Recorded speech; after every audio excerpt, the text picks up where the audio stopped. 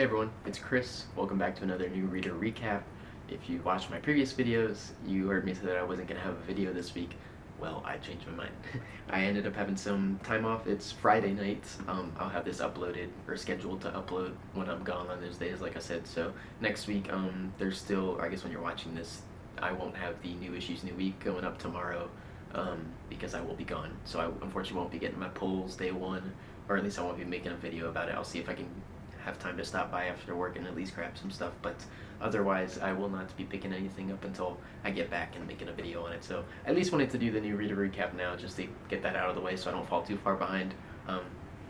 It's not many issues. We got 4 issues today. I haven't read any of them yet. Usually I read some of them in advance, some I'll read live here, but 4 issues, I figured I'll just read them all here for the first time. We've got Shredder number 2.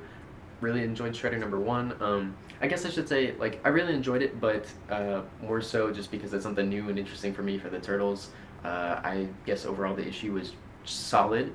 It definitely interested me more than the Casey Jones I already mentioned, but I'm curious to see where it goes. I felt like it kind of set the groundwork. There was a lot of action, which I enjoyed, but it was pretty bare bones, so we'll see hopefully where that goes. So we got Dan Waters on the writing for that one.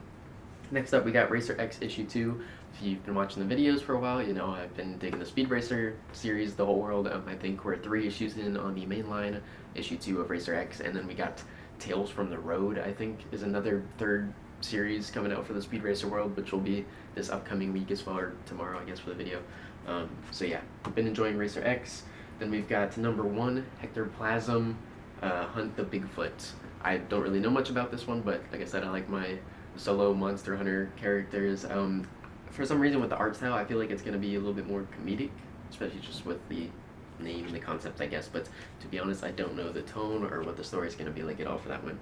And last but not least, we got Absolute Flash number 8, which, if all goes to plan, hopefully, as I am expecting it to, this will be an issue all about Mr. Barry Allen and his origin, which I'm very much looking forward to. Like I said in the past, we kind of just got some glimpses here and there. He seems to have fallen into what I'm guessing is this universe's version of the Speed Force. His voice was kind of coming out of it in this weird body, I don't even know, mangled digital looking body thing. It was coming out of the Speed Force after Barry and stuff that he was seeing. And we saw a similar thing happen to Jay Garrick with Eobard Dawn in the past. They showed a flashback on like one page in one of the previous issues. So curious to know what's going on. Last issue ended on a pretty high note with Wally and the Rogues teaming up together.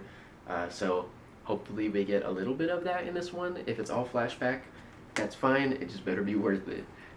So yeah, that's going to be our 4 issues for today. I'll probably read them, write down the list in that order. I kind of want to save the Flash for the end because I'm expecting the most for that one. These other ones, like I said, Shredder was cool. I'm hoping we just get some more. Racer X, I have pretty good standards for already, so I'm expecting good for that. Don't know where we're going with this one, but I am interested for sure. And yeah, we'll do them in this order. So we'll start with the Shredder. So issue number 1, we have Shredder returning for who knows how long it's been. Everyone presumed him dead, and he showed up to where his old headquarters was for the Foot Clan. Turns out it's not the Foot Clan anymore, and someone new called the Mourner, I think was her name. One of his old like pupils who was a little girl, he didn't even know her, but she's now kind of taken head position and was leading this crew, and she kind of beat him up. He got caught by the cops, and now the cops are like, I mean, the government agency, I don't know, whoever, is like, hey, we need you to, we need your help to take down the Mourner, whoever she is. So he has really only one interest, which I guess is preserving his legacy and getting back what is his, because he's the Shredder, of course. He's not just going to let someone take his spot and be cool with it. So yeah, looking forward to it. We'll see what we get this time around. I guess I forgot to mention, they're after the Mourner not just because, you know, crime leader or whatever, but because apparently they're supposed to be assembling an extra dimensional bomb, which they obviously don't want. So Shredder is also gonna, you know, help stop that, I suppose.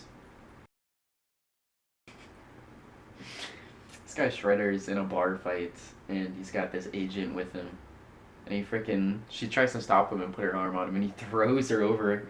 She flips and lands back first on top of a pinball machine that shatters, and he calls her an idiot.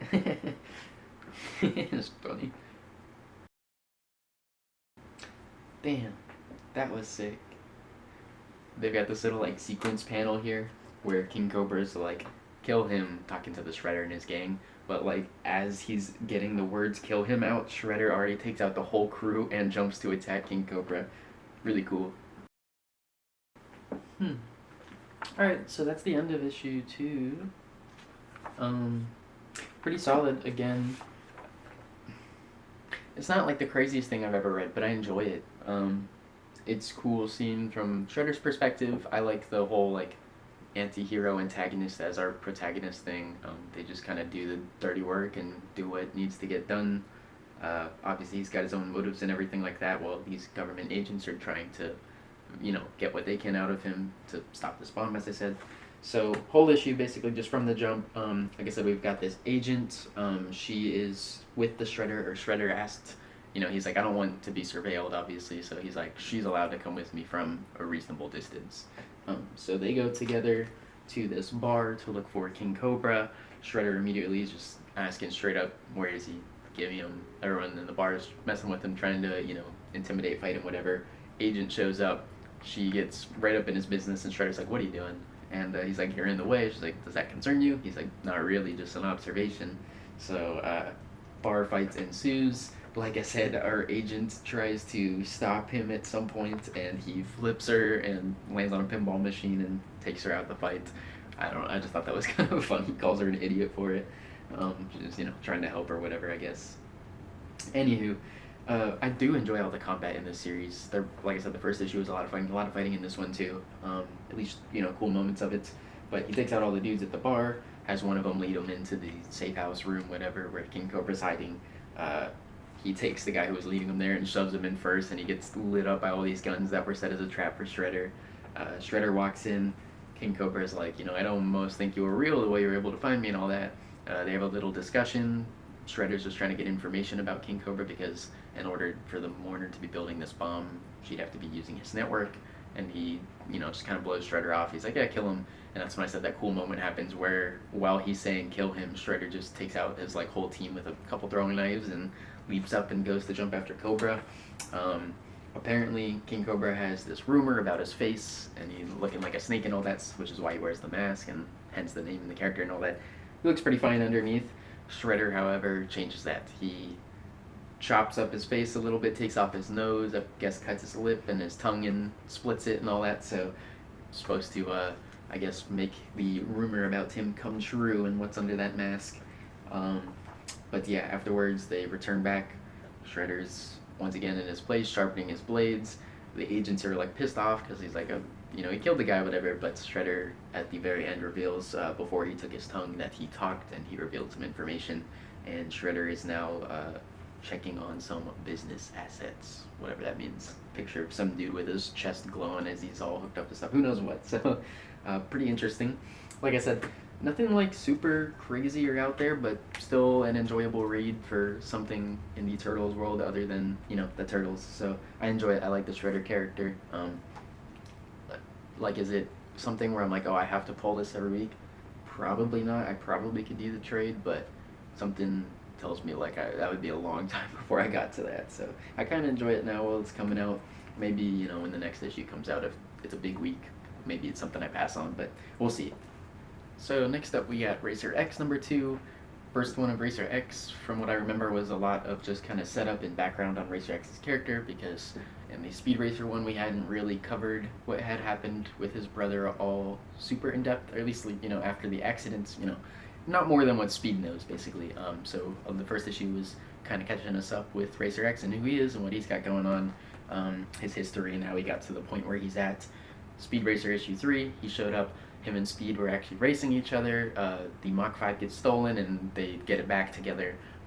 He gives him a bunch of money to fund or help Speed with his racing career so that, he could win for Pops and get him his medical bill paid. So, enjoying the Speed Racer world so far. Racer X number 2, let's do it.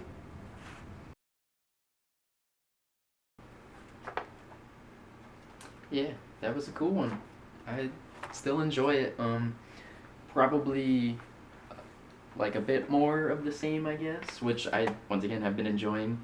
We get more racing action, more stuff going on with Racer X, and taking out the crime teams and all that are in the races. trying to make things happen their own way, I guess. But yeah, it was really good. There's a lot of tie-ins happening with Speed Racer, and not just like mentions. We're getting like straight pages that are like copy and pasted from Speed Racer issue 3 shown in this, like them racing together and him giving him money and stuff like that. Um, there's just like a lot more intertwining with the stories happening than I thought, which I mean it makes sense because obviously Racer X and Speed are in, you know, the tournament competing against each other and stuff like that, or against each other, you know, not actually, but um, yeah, I guess I just figured Racer X would kind of be its own line, but no, we're kind of literally just hopping back and forth. It's almost like Racer X and the Speed Racer issue are supposed to be read in tandem. Not that like you couldn't, because like I said, they're kind of copying pasting moments from it, but even still, I enjoy it. I'm very curious as to what the Tales of the Road issue number 1 is supposed to be. If that's going to be more like just random one-off stories we're getting just as something different, so we're outside of this story, I guess. Who knows? But mainly with this issue, we've got sort of our biggest bad, Dante Furno, who's got all this money and stakes and everything in the racing, and he places a $10 million bet on one of the racers to win at like the last possible seconds, and then they go to, you know, basically take care of the competition, aka Racer X, before the race starts. So they go to find Racer X's car because they see where he comes out of, and they think, you know, oh, he's got his car stashed there. Turns out it was Dante Furno's Racer's car that he bet on, and they painted it to look exactly like Racer X's car, the Shooting Star. It was not. It was his car. They destroyed their own Racer's car unknowingly, and they, you know, knocked him out of the race. Their bets all got screwed. Racer X takes the win there. Now, time for the actual race. The racing is pretty dangerous as usual. There's a lot of talking about like betting and gambling. Like I said at the beginning, they kind of bet on the racers, but how the racers themselves are even gamblers with, you know, their lives on the road and the track and everything like that with this tournament, because it's like the highest mortality rate there is, at least for racing, I guess. This is like the highest stakes racing there is. Obviously, not highest mortality period, but yeah, Racer X and Speed are racing this whole time. There's still a couple other racers in the race that are, you know, obviously trying to take them out and all that. Racer X talks about how this was never really his, in the first place, his dream. He never wanted to do this for winning. He didn't need to be in that spot. He does it because of what he loves. He races because of what drives him. And in this case, it's Pops and Speed. So the whole race, Racer X is just doing everything in his power to help Speed, take out the combatants, people trying to take out Speed. Racer X is just popping in all over, taking out all these cars. Even at one point when Speed is pulling up and there's like a sniper who's scoped in on him, and Racer X like takes out the tower that the sniper's on. So basically, whole time, like I said, Racer X's motive is just making sure Speed lives and advances through this racer tournament, so that, you know, he can win the grand prize. So Speed wins this race that they're in, just kind of barely sneaks it in at the end. He gets his money that he needs for his next entry race. He gets a little trophy and everything, starting to get some recognition. He goes to talk to Racer X after the wins to thank him for his help and all that, but Racer X is already gone. Classic Racer X Batman move right there. Like I said, we kind of get some flashback, Racer X and Speed talking and them racing each other and stuff. At least it looks like a flashback. Like, they don't show the whole issue, so we don't see like when the mock gets stolen and all that, but it shows them at the club and then afterwards when he hands them the money and they kind of have the same conversation. So I'm pretty sure that's kind of just showing what happens in Speed Racer 3 if you didn't read that. But that's the whole issue. Yeah, still really enjoy it, even though kind of same with the Shredder. It's maybe not like the most crazy thing I've read, but for having a Speed Racer comic on shelves, I really can't complain. I like it so far. So, gonna keep on with that one. Next up, we've got Hector Plasm, Hunt the Bigfoot #1. Like I said, don't really know anything. I don't know the tone, don't know what to expect. So, very excited. Let's do it. Alright, so I just read this first page here. It's a big, like, context to dump.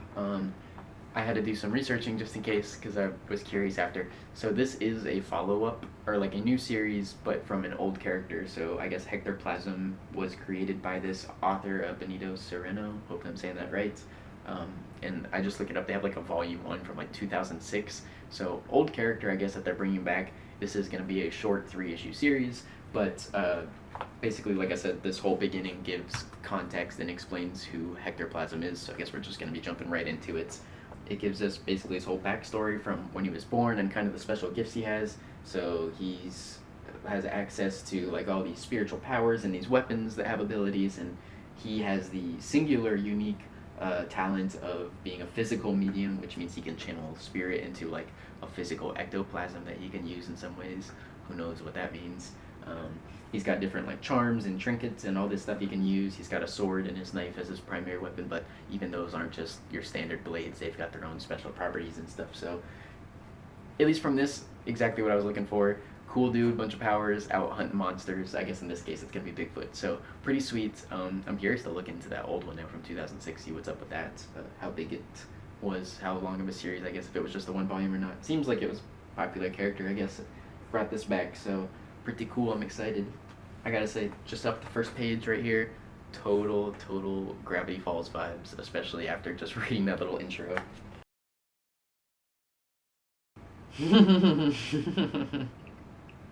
They got this stupid Walking Dead, don't dead open inside, but it says don't witch open inside. Yeah, that's funny. This is definitely giving me Gravity Falls vibes, just a little bit more like mature, I guess, because at least already with the combat, it seems they're, showing some physical gore stuff, at least with the ghost. It was a ghost, so just ghost body parts, I guess. But this store owner runs a museum out in these woods, and it's a whole Bigfoot, like, curiosities and stuff museum and history and artifacts and stuff. It feels a lot like the Mystery Shack. Yeah, anyways. Yeah, this is super cool. I was reading, so they have a little like afterword here at the end that kind of explains, I guess, from directly from the author, the follow up and all that. So crazy story what happened with this one, the art person, I guess, that they were working with. Yeah, one of the collaborators for the art team, I guess. Crazy story here that they went through, so I guess that's why it took so long for this story to come back. They got like a new team and everything, but same author. Uh, Really interesting read. Like I said, it gives me a ton of Gravity Fall vibes, just with all the like occult stuff and the mystery and sort of the art style, even kind of the humor. Just like I said, if it was matured, because there's swearing, there's stuff like I said, they show a bit of gore, some body stuff. If at first it was the ghost, but eventually we do see a dead body kind of ripped up. The main character is staying at a hotel called the Emerald Bimbo Inn, and there's this mermaid, which is giant boobs on top as their little icon picture, whatever. Like I said, it's just kind of matured, but it reminds me a lot of something like Gravity Falls almost. So our story is taking place with Hector Plasm being our lead. He's something called a Benedante. Hopefully I'm saying that right. But like I said, he's gifted. He's got spiritual powers. His whole thing is basically locating and taking out witches. He doesn't deal with monsters. He's not a monster hunter specifically. That is very clear. It's stated here. So at the beginning, he's fighting a ghost. He takes out the ghost. Like I said, cool bit where he kind of chops his head off. He stabs him through the tongue and then decapitates him. Cool little moment. It's not over yet. He's looking around. That's when he finds the door, the Walking Dead reference, the don't witch open inside. Opens it up. There's the witch. He fights the witch. Yada, yada, yada. We see one of his first powers is one of the locals, the museum owner slash history teacher, meets him, and he goes to tell about one of the stories, the history of the town, and Hector's like, actually that didn't happen, and he's like, I could show you, and he uses his plasm, his powers, which is basically like inside of his body. He uses fluids and bile and blood and stuff like that, he says, to make these solidified plasm things. We don't know all of the functions yet and uses, but one of the things he does is he pushes it out of his mouth and it kind of goes up into the air like smoke, and he like replays the scene, basically just like a recap in the smoke of what happened. So we see the actual events, and one of the ghosts is crying and she's saying, my mom bewitched my father to kill my husband or whatever when we got married because it would curse the bloodline, whole thing. So yeah, we see one of his powers, I guess, is he can use his plasm to like summon these ghosts, and even they can talk and kind of give backstory on what occurred in the events and all that. So Hector Plasm took care of his witch. He asked for a night to stay with the history teacher, and he's like, sure, we just gotta stop by at the museum real quick first. They stop by. He runs the Bigfoot Museum. Like I said, gives me big Mystery Shack vibes. Hector Plasm's kind of geeking out, looking at all the different trinkets and all that stuff in there. And in comes a character named Lip Dyson. They are big into the occult.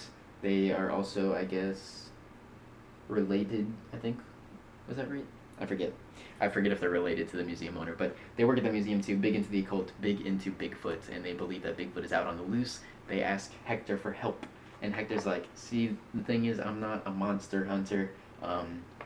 It is, like, interesting to him. He's kind of like a little, he's listening and hearing about it and stuff, but however, like he says, he's a Benedante. He protects people from witches, and he protects the living and dead from each other. And then he says, sometimes I will kill a demon. I fought a vampire like one time, is his words. So obviously I haven't read the old issues or series or whatever.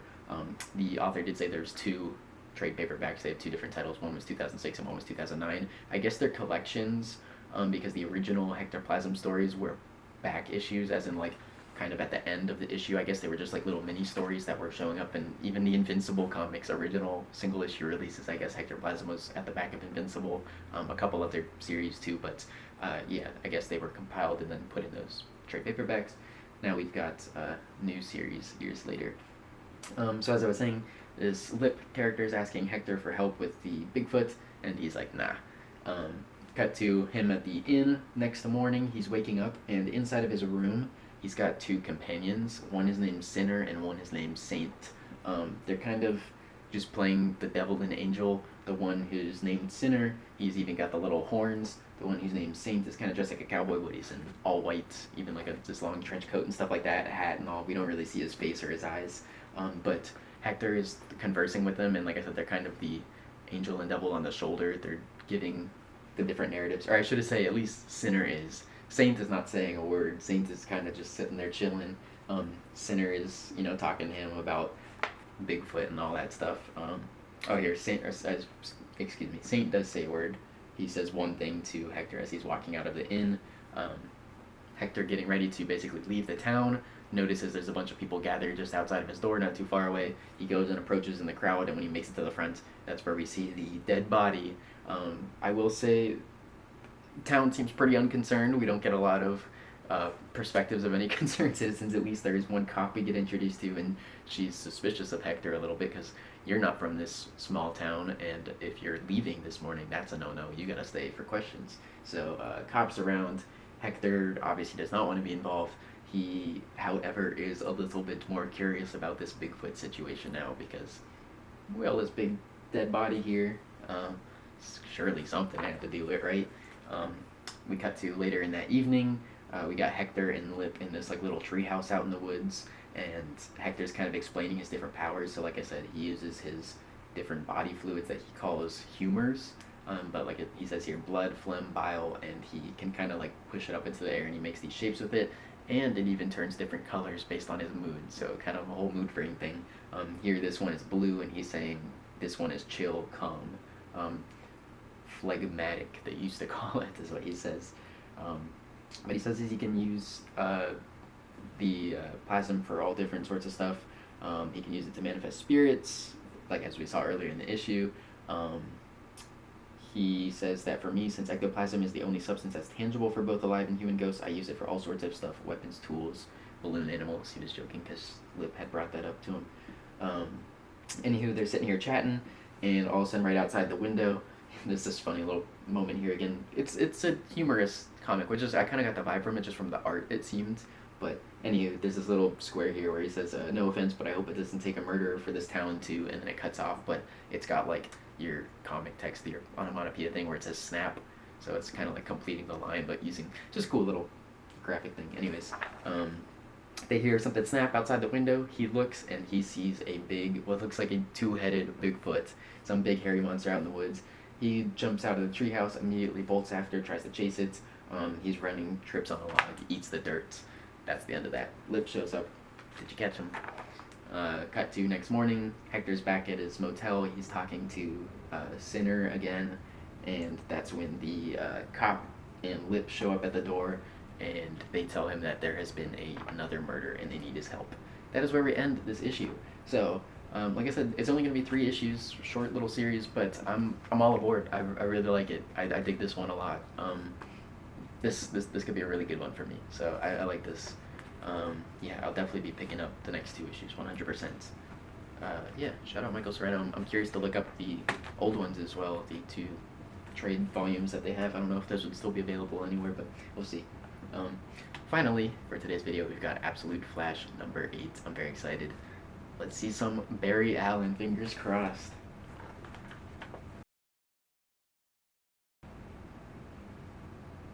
Whoa.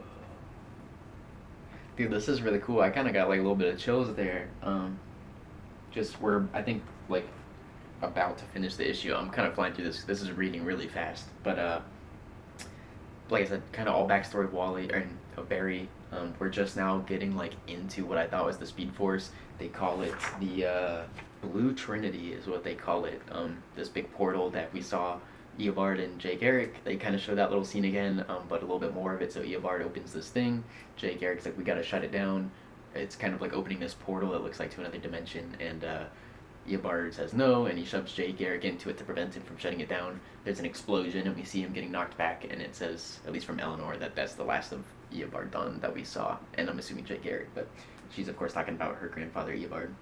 Now we're just seeing Flash, or Barry, was doing some tests continuing her grandfather's work, and he was able to open up this Blue Trinity again, and they had a team enter inside of here. They enter inside of here, and there's a freaking spaceship. I was like, what? I couldn't believe it.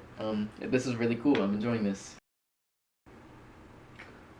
Whoa. Whoa, whoa, whoa, hold up, hold up. Okay, so that was 2 more pages after where I just stopped to talk about, or 3, I guess. So, Barry and Eobard, or excuse me, Barry and Eleanor, they got all the alien spaceship and a bunch of the tech. They've got it over from the portals. They've got it at their lab here, which is stuff that they were working on. We saw at the beginning of the series.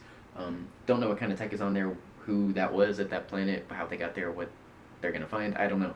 Maybe that has to do with Grodd and stuff like that. However, they talk about the red matter, all the red, like lightning, electricity stuff, looking things that we're seeing. The stuff that Wally's been kind of dealing with now. The stuff that Jay Garrick got pushed into, that Wally fell into. Or I guess like collapsed. I forget what happened if it collapsed on him or something. I forget he was in that room. But anyways, the red matter. Barry just wants to keep going. He's in it. He's deep. He wants to keep researching and exploring everything. He wants to work with the red matter.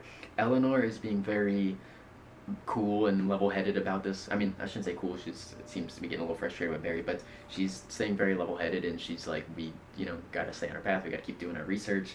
We gotta just be cautious and keep doing it as we've been doing it. And Barry's like, nah, I gotta experiment here. This is too much. Barry starts hearing the voice. So earlier in the issue with Jay Garrick, it said that he was hearing a voice calling his name from the Trinity. At least that was like in part of his notes. So Eleanor is saying it's kind of easy to understand how some people would instantly dismiss him or think of him as a madman. However, his work was groundbreaking, which is why she wanted Barry to continue, because Barry actually knew what it was, what was going on, and he was teaching and research and all that. So Barry's here after Eleanor's like, don't mess with the red matter, don't touch it, off limits. Barry's like, yeah, whatever. So Eleanor does seem pretty legit, at least about the research and everything like that. She does seem like a scientist, and she wants to actually figure out, like, it's interesting because I know she's in the Justice League, or like the absolute evil Justice League, and she's kind of like the antagonist here at current day. We obviously don't know her motives and what all she's trying to get out of this. It almost kind of feels like maybe she's being manipulated at this point, like someone's maybe mind controlling her. Maybe this has something to do with Grodd and the whole monkey experimentation they had going on at their lab. Maybe there's another version of Grodd, or a new relative to Grodd. Who knows? But it almost seems like Eleanor that we know now, the evil one, is like someone else. Anywho, here she's like, Barry, don't mess with the red matter. Barry's like, yeah. Actually, there's something he kind of wants to say, but not really. Walks off without saying it.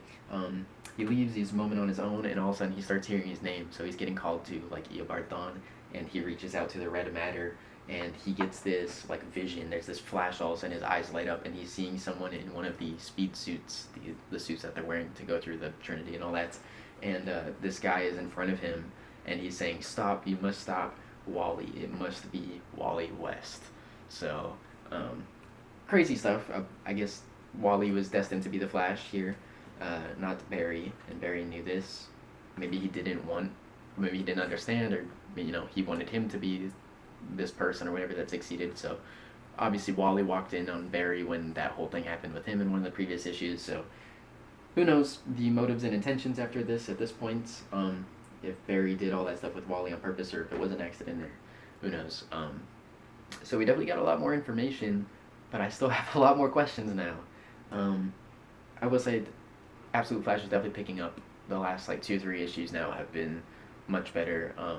Issue 6 was cool. I remember issue 7. I was like, definitely. This one, even though it's flashback, still pretty good. Like I said, we get all that stuff with Barry. We get his first meeting with Barry's dad and his first meeting with Barry. They kind of sit and eat lunch together, and they talk about their interests and their background and stuff like that. So yeah, they got some similarities and a nice little friendship going, at least. Who the person at the end is that he saw, whether it's him or just one of the people on the team, or I don't know. But someone was warning him about Wally. It must be Wally. So for some reason, Wally has to do something with all of this. Who knows? I'm very curious to know where we go from here. It's like I said, it's picking up. I'm liking where it's going. Although it gave me some answers, I've definitely got a lot more questions. So yeah, really enjoyed that one. I'm looking to more Absolute Flash and just absolute stuff in general. Shout out DC, they know what they're doing. So yeah, that's going to be it for our issues today. Thank you so much for watching. Like I said, next week I will not be here, so I'll have this video uploaded probably on Tuesday or whenever it is that I'm gone, but I won't have a new issue new week until the following week, so stay tuned for those, see all my polls and stuff. I was looking at the list already. There's a lot coming out next week. There was like, even if I were to get all the DC KO tie-ins, I think it was close to like 15 issues, which I'm trying not to do, so I might see about just flipping through the DC KO tie-ins while in store, because I think there's like 3 of them. It's like Flash, Superman, and Justice League, something like that, so not sure if I'll get all those. That's a lot of issues, so we'll see. But yeah, stay tuned for all the content coming in the future. Once again, thank you so much for watching. I'll see you in the next one. Peace.